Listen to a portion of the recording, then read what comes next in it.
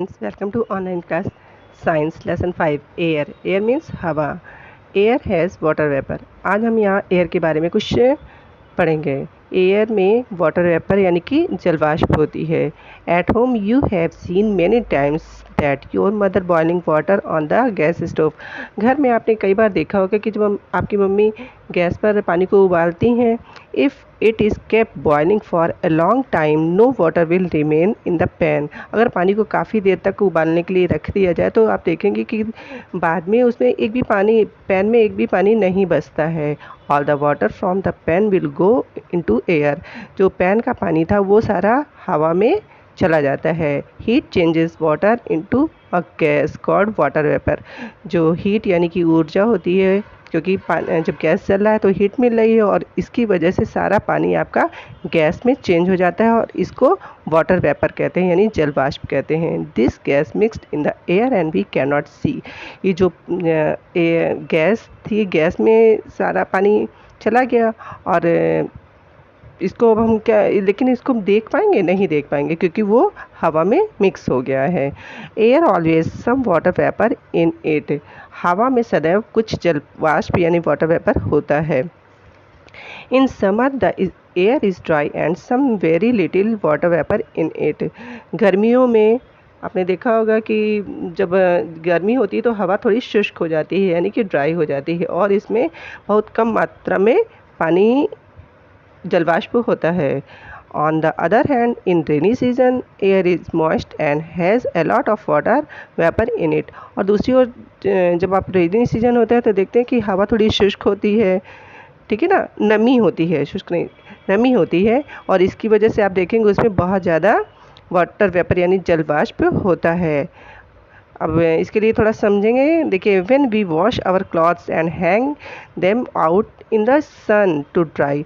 जब हम अपने कपड़ों को धोते हैं और उसको सूखने के लिए धूप में डाल देते हैं, the water in the wet clothes also goes into the air as water vapour. जब कपड़ों को धूप में डाल दिया तो आप देखेंगे कि जो गीले कपड़ों का पानी था वो भी एयर में चला जाता है और इसको, और ये किस रूप में होता है? ये भी वाटर वेपर के रूप में होता है, जल वाष्प के रूप में होता है. When sun shines brightly in the summer and pond river wells dry up partly even completely. जब गर्मी में आपने देखोगे जब बहुत तेज़ सूरज चमकता है, बहुत ज़्यादा धूप होती है, तो नदी, तालाब और कुएँ ये सारे क्या होते हैं? सूख जाते हैं. कुछ हद तक सूख जाते हैं या फिर कभी-कभी ऐसा होता है कि वो पूरा सूख जाते हैं. The water in the ponds, river, wells also goes into the air as water vapour. और इन सभी नदी, तालाब और कुओं का पानी जो होता है ये भी हवा में वाटर वेपर के रूप में चेंज होकर चला जाता है. Fruits, vegetables also have also water in them. आप लोग जानते हैं, आपने देखा होगा कि फ्रूट्स और वेजिटेबल्स में भी पानी होता है. Yes, if they are kept in the sun for long time. अगर इनको भी हम धूप के पास, मतलब जहाँ धूप होती है वहाँ पे अगर हम इसको रख दें, दे विल गेट ड्राइड. अगर हम इनको छोड़ देते हैं तो कुछ दिन बाद देखते हैं कि वो भी सूख जाते हैं. Water in them turns into water vapour. और इन फ्रूट्स वेजिटेबल्स का भी जो पानी होता है, रस होता है, वो भी हवा में वाटर वेपर के रूप में चेंज होकर चला जाता है. अब नेक्स्ट कंडीशन है condensation.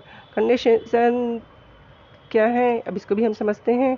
We have learn that when we heat water it change into water vapour and mix with the air.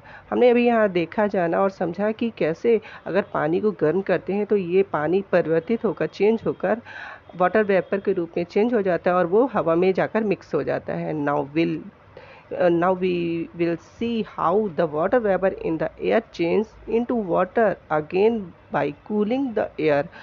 अब हम ये देखेंगे कि कैसे वाटर वेपर को, जो कि हवा में होता है, इसको चेंज करके पुनः दोबारा हम पानी कैसे बनाते हैं ये देखेंगे. और ये कैसे होगा? जब हम हवा को ठंडी कर देंगे. ठीक है. नेक्स्ट है टेक. इसके लिए क्या करेंगे? Take a dry glass. एक सूखा ग्लास लेंगे. Pour some water in it. इसमें थोड़ा हम पानी डालेंगे. Add some ice cubes in it. और इसमें थोड़ी सी बर्फ़ के पीसेस डाल देंगे. And leave for it for some times. और इसे कुछ देर के लिए हम छोड़ देंगे. After some times we see some drops of water on the outer surface of the glass. अब हम कुछ समय बाद देखेंगे कि क्या है कि उस ग्लास के चारों ओर आउटर सरफेस यानी बाहरी सतह पर कुछ पानी की बूंदें दिखती हैं। The air in contact with the outer surface of the glass get cooled. जब ये आप जानते हैं ना कि हवा हर जगह होती है, तो जब वो ग्लास में थोड़ा आइस और वाटर था और वाटर में जब आइस डाला गया तो वो ठंडा हो गया और हवा के संपर्क में आके वो ग्लास को भी उसने ठंडा कर दिया। The water vapour present in the air becomes water droplets. और जो हवा में वाटर वेपर प्रेजेंट था वो वाटर ड्रॉपलेट्स के रूप में चेंज हो गया। Which we see on the outer surface of the glass. और जिसे हम ग्लास के आउटर सरफेस में पानी की बूंदों के रूप में देखते हैं। This is called condensation. और यही आपका कंडेंसेशन कहलाता है। ठीक है, आपको समझ में आ गया ना। जैसे हम पानी को गर्म करते हैं तो वो उसमें हीट की वजह से वो चेंज होकर वाटर वेपर के रूप में हवा में मिक्स हो जाता है, और उसी को जब हम ठंडा करते हैं तो वही वाटर वेपर दोबारा फिर चेंज होकर ठंडा से कूलिंग से वो पुनः पानी बन जाता है।